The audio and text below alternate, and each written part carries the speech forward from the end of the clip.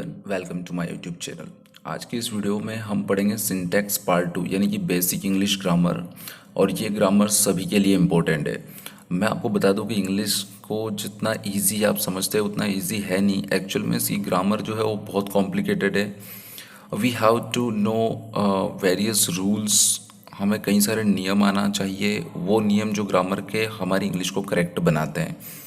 अगर आप correct English बोलना, लिखना या अपनी एग्ज़ाम्स को फेस करने के लिए, कई सारी एग्ज़ाम्स जो कॉम्पिटिटिव एग्ज़ाम्स से होती है या आपकी कोई सी भी बोर्ड क्लास की एग्ज़ाम है या कॉलेज की एग्ज़ाम है, अगर उनको पास करना है तो आपको ये रूल्स आना ही चाहिए।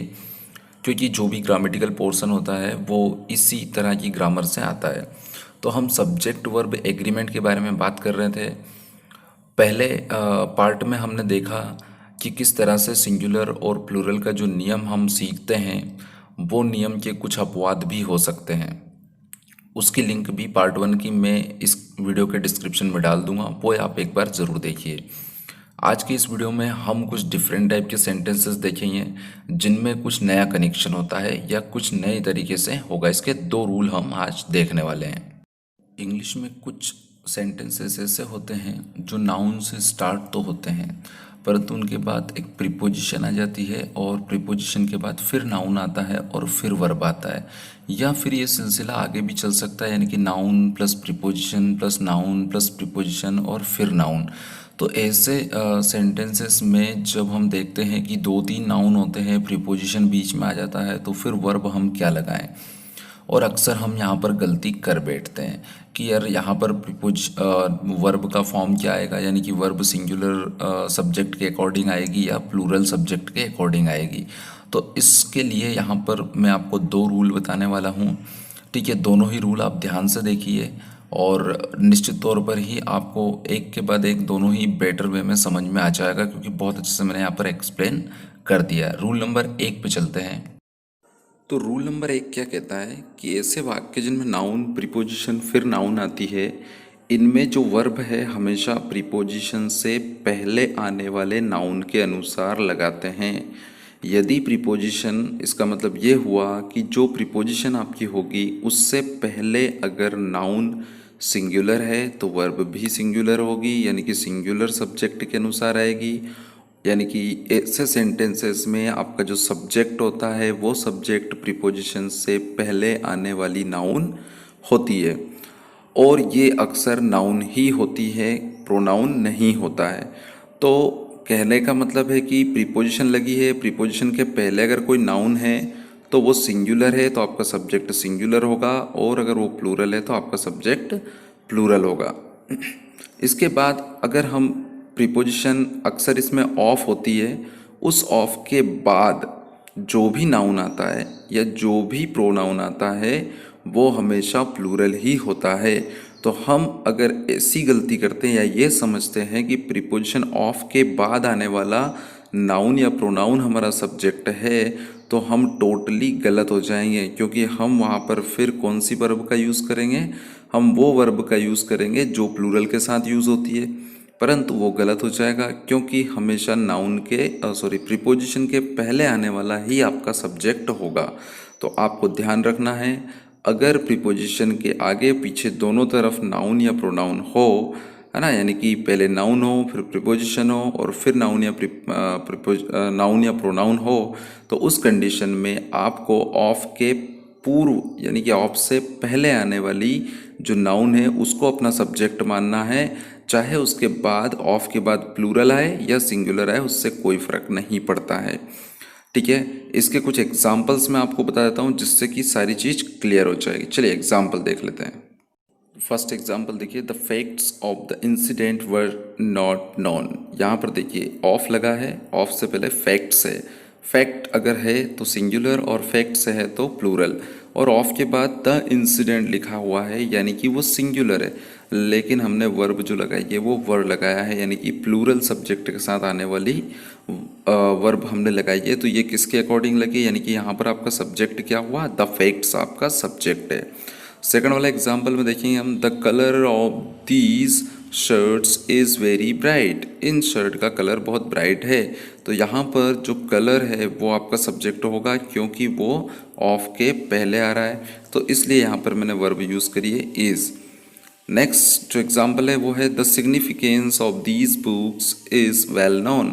यहाँ पर देखिए ऑफ के बाद दीज प्लूरल आ रहा है और बुक्स भी प्लूरल आ रहा है, लेकिन आपका सब्जेक्ट जो है वो क्या है, ऑफ से पहले आने वाला नाउन है। तो द सिग्निफिकेंस एक नाउन है, तो जो महत्व है वो एक अकेला होता है और अनकाउंटेबल होता है ना। तो इसलिए आपका जो वर्ब लगेगी इज़ वो किसके अनुसार लगेगी, द सिग्निफिकेंस के हिसाब से लगेगी। चलिए ये हुआ रूल नंबर फर्स्ट। अगर आपको अच्छा समझ में नहीं आया, कुछ डाउट है, तो आप कमेंट बॉक्स में अपनी डाउट को लिख देंगे और मैं उसका आंसर आपको दे दूंगा, ताकि आपके जो डाउट्स है वो क्लियर हो जाए। होप आपको बेटर समझ में आया होगा ये। चलिए अब रूल नंबर सेकंड की तरफ चलते हैं कि रूल नंबर सेकंड क्या कहता है इस सब्जेक्ट वर्ब एग्रीमेंट के बारे में। रूल नंबर सेकंड कहता है कि कुछ वाक्य जो कि इंडेफिनिट नंबर के साथ शुरू होते हैं, अर्थात वो क्वांटिटी बताने वाले शब्दों के साथ शुरू होते हैं, और उसके बाद ऑफ प्रीपोजिशन आती है और उसके बाद अगर नाउन होती है, तो ऐसे वाक्यों में ऑफ के बाद जो नाउन या प्रोनाउन आते हैं वो प्लूरल हो सकते हैं। काउंटेबल अगर नाउन होगी तो वो प्लूरल होगी, और अनकाउंटेबल होंगे तो वो सिंगुलर नाउन होंगे। ऐसे वाक्यों में वर्ब जो ऑफ के बाद नाउन आती है या प्रोनाउन आती है वो काउंटेबल है या अनकाउंटेबल है, सिंगुलर है, प्लूरल है, उसके अकॉर्डिंग लगाए जाते हैं। कहने का मतलब है कि ऐसे इनडेफिनेट नंबर्स जिनकी क्वांटिटी फिक्स नहीं होती है ना, जैसे सम, तो सम कितना होता है हम नहीं कह सकते एग्जैक्टली। तो ऐसे सारे नाउन्स जो कि काउंटेबल है वो तो प्लूरल बन जाते हैं, है ना। वो सारे नाउन्स जो कि काउंटेबल नाउन्स होते हैं उनके सिंगुलर और प्लूरल बनाए जा सकते हैं। लेकिन ऐसे नाउन्स जो कि काउंटेबल नहीं होते हैं उनके सिंगुलर और प्लूरल नहीं बनाए जाते हैं, उनको हमेशा सिंगुलर नंबर ही लिया जाता है। ये बात बहुत इंपॉर्टेंट है, इसको ध्यान रखना है आपको। काउंटेबल मतलब गिनी जा सकने वाली नाउन्स को हम सिंगुलर भी कर सकते हैं और प्लूरल भी कर सकते हैं। लेकिन जो अनकाउंटेबल नाउन्स होते हैं, जैसे रेन, बरसात, बरसातें नहीं होती है, बरसात ही बोलते हैं अपन उसे। इसके अलावा अगर हम डॉग बोले या हम एनिमल बोले तो हम एनिमल्स कर सकते हैं, डॉग्स कर सकते हैं, यानी कि इनको गिन सकते हैं, काउंटेबल है। लेकिन जो अनकाउंटेबल नाउन्स होती है, जैसे आपकी फीलिंग्स होते हैं, थॉट्स होते हैं, है ना, इनको हम अनकाउंटेबल मानते हैं, ये काउंट नहीं की जा सकती है, तो इनको हमेशा सिंगुलर ही हम लेकर चलते हैं। चलिए इसके एग्जाम्पल देख लेते हैं। फर्स्ट एग्जाम्पल देखिए, a number of players have come. Players को हम गिन सकते हैं, काउंटेबल है, इसलिए ये प्लूरल आया ऑफ के बाद। ए नंबर ऑफ मीन्स कितने, ये डिसाइडेड नहीं है, मतलब ये इनडेफिनिट नंबर है, इसलिए हम प्लेयर्स के लिए हैव लगाते हैं। अगर प्लेयर होता तो हैज़ लगाते, तो सिंगुलर नहीं है, यहाँ पर प्लूरल नाउन है, और ऑफ के बाद जो प्लेयर्स आ रहे हैं उस प्लेयर्स के लिए हम हैव लगा रहे हैं, ना कि ए नंबर के लिए लगा रहे हैं हम। ए नंबर मतलब एक नंबर होता है, ये तो सिंगुलर हो गया, तो हमें हैज़ लगाना चाहिए। लेकिन यहाँ पर नियम क्या लग रहा है कि ए नंबर यानी कि ये इनडेफिनिट नंबर है, इसके बाद ऑफ प्रीपोजिशन के बाद जो नाउन आ रही है प्लेयर, तो वो प्लेयर्स यानी कि प्लूरल आ रही है, इसलिए हमने प्लूरल ही हेल्पिंग वर्ब लगाई है, have come. A lot of books have been bought, तो यहाँ पर भी हैव लगा है और बुक्स है इसलिए। दूसरा यहाँ पे plenty of rain has fallen, यहाँ पर रेन लग रही है, और रेन जो है वो अनकाउंटेबल नाउन है, जैसा मैंने पहले भी बताया। रेन को गिन नहीं सकते, बरसात को गिन नहीं सकते, इसलिए रेन्स नहीं कर सकते। तो ऑफ के बाद सिंगुलर नाउन कब आया, जब वो अनकाउंटेबल था। और जो ऑफ के बाद प्लूरल आ रहा है, तो वो प्लूरल कब आ रहा है, जब वहाँ पर काउंटेबल नाउन से। तो तीनों एग्जांपल्स को आप ध्यान से देखिए।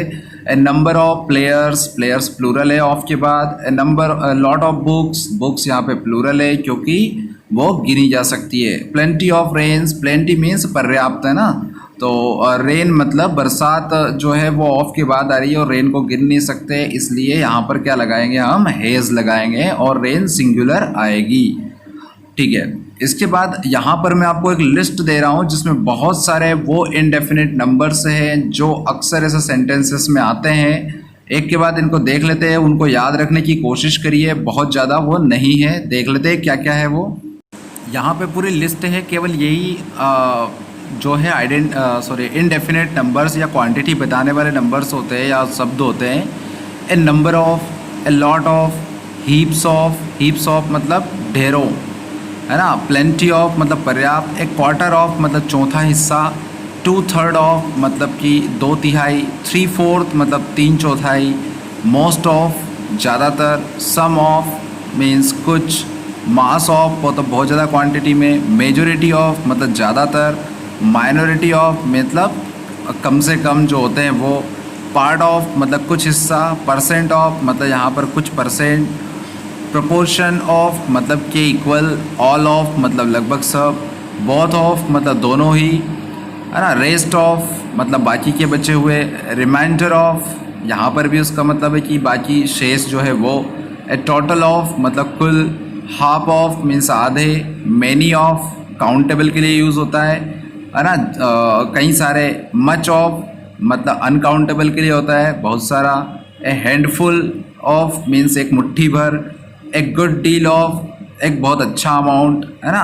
तो इस तरह के ये सारी जो चीज़ें हैं, ये सारे जो वर्ड्स है, ये ये वो क्वांटिटेटिव वर्ड्स है जो क्वांटिटी को बताते हैं लेकिन कोई भी फिक्स क्वांटिटी नहीं बताता है ना। इसलिए इनको हम इनडेफिनाइट डिटर्मिनर्स भी हम इनको बोलते हैं, या क्वांटिफायर हम इनको बोलते हैं। तो ऐसे सब के बाद में, ऑफ के बाद जो भी नाउन आएगा वो काउंटेबल होगा तो प्लूरल आएगा, और अनकाउंटेबल होगा तो सिंगुलर आएगा। उसी के हिसाब से हमें जो सब्जेक्ट वर्ब एग्रीमेंट है वो होगा, और उसी के हिसाब से हेल्पिंग वर्ब या मेन वर्ब आएगी। ठीक है, इसके पहले जो वीडियो बनाया उसमें भी सिंगुलर और प्लूरल का जो बेसिक रूल है वो मैंने बताया है। मैं डिस्क्रिप्शन में उसका लिंक डाल दूंगा, आप उसे भी ज़रूर देखिए। और इस सीरीज़ में हर एक वो छोटा से छोटा पॉइंट मैं आपको डिस्कस करूंगा आगे आने वाले पार्ट्स में, जो कि आपको बहुत काम के होंगे। अब आप ये मान लीजिए कि इंग्लिश कोई जादू नहीं है। मैं यहाँ पे बिल्कुल नहीं कहूँगा कि मैं आपको 10 दिन में, 5 दिन में, 4 दिन में सिखा दूंगा, या 10 दिन में, क्योंकि जादू तो कुछ होता नहीं है, चमत्कार कुछ होता नहीं है। आपको प्रैक्टिस करना पड़ेगी, तभी आप परफेक्ट हो सकते हैं या आप इंग्लिश सीख सकते हैं। जादू कुछ भी नहीं होता है। तो उसके लिए आपको चैनल को सब्सक्राइब करना पड़ेगा, तो आप सब्सक्राइब कर लीजिए ताकि आने वाले वीडियोज़ आपको मिले। आज के इस वीडियो में इतना ही। Thank you very much.